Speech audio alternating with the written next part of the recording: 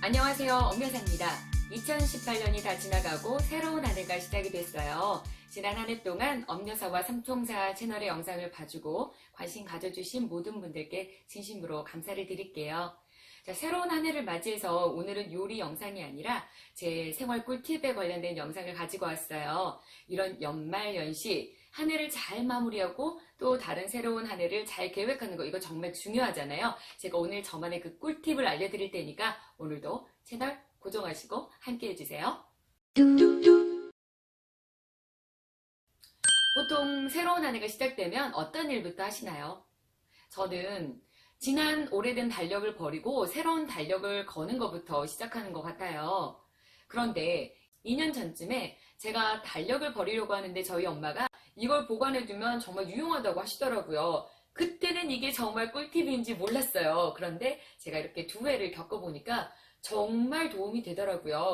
짠, 이렇게 두 개의 달력을 준비했어요. 하나는 지난 달력, 하나는 새로운 달력인데요. 저는 새해 초가 되면 이렇게 두 개의 달력을 놓고 1월부터 12월까지 필요한 내용들을 새로운 달력에 메모를 해둡니다. 자, 이 방법이 왜 유용하고 좋은지 궁금하실 텐데요. 5가지 이유가 있습니다. 그 중에 첫 번째 이유는 중요한 날들을 잊지 않을 수가 있어요. 남편이나 부인 그리고 아이들의 생일은 대부분 기억을 하더라도 친정 부모님이나 또는 시댁 부모님들, 중요한 분들의 생일을 가끔 잊어버릴 때가 있잖아요. 또는 정말 절친한 친구의 생일 같은 거, 그런 것들은 이렇게 달력에 적어 놓잖아요. 그래서 미리 새로운 달력에다 기입을 해 놓으면 새로운 한 해에도 잊지 않고 잘 챙겨줄 수가 있습니다. 두 번째로 한 해를 잘 마무리할 수 있습니다. 보통은 한 해 마무리 어떻게 하시나요? 친구들이나 가족들을 만나서 이야기를 나눈다거나 술 한잔 하면서 올해 그런 일이 있었는데 말이야. 그래, 그랬어. 이러면서 풀지 않으신가요? 그런데 이렇게 달력을 통해서 하면 좀 더 생생하고 구체적인 마무리가 가능해요. 이렇게 달력을 보면 잊어버렸던 그런 기억들도 많이 떠올라요. 그래, 올해 2월 달에 가족들하고 스키장 갔는데 이때 진짜 재밌었다. 벌써 몇 달 지나서 깜빡했는데 그때 진짜 재밌었어. 이렇게 좋은 추억도 나고요. 9월 달에 이번에 배탈 너무 심했어. 배탈 조심해야지. 뭐 이런 생각들, 이런 것도 나고. 이렇게 달력을 보면서 한 해를 정리하면 좀 더 생생하게 정리가 되고 어떤 추억이나 경험들도 다시 되돌려보면서 2008년을 마무리하실 수가 있습니다. 이런 마무리는 잘 안 해보지 않으셨나요? 진짜 해보시면 한 해가 좀 더 기억에 오래 남게 돼요. 세 번째로 실생활에 도움이 되는 진짜 구체적인 한 해 계획을 세워보실 수가 있어요. 예를 들어 볼게요. 만약에 아이를 키우시는 분들이라면 새로운 2019년의 달력을 이렇게 적어가면서 어머나 3월 그래 우리 아이 방학 끝나고 개학이지? 그럼 거기서 멈추지 마시고요. 찾아보세요. 3월 며칠이 개학인지 5일인지 12일인지 뭐 이렇게 그래서 이제 적어 놓으시는 거예요. 6월 달에 아이 전기차급이 있었네. 올해도 6월 달쯤에 하게 되겠네. 이렇게 이제 생각을 하실 수가 있잖아요. 그러면 여기에서 멈추지 마시고 그래, 6월 달에 전기차급을 받으려면 한 2달 전쯤, 3월이나 4월쯤 예약을 해야겠다. 그러면 4월이나 5월 달쯤에 그것에 대한 메모를 해 두시는 거예요.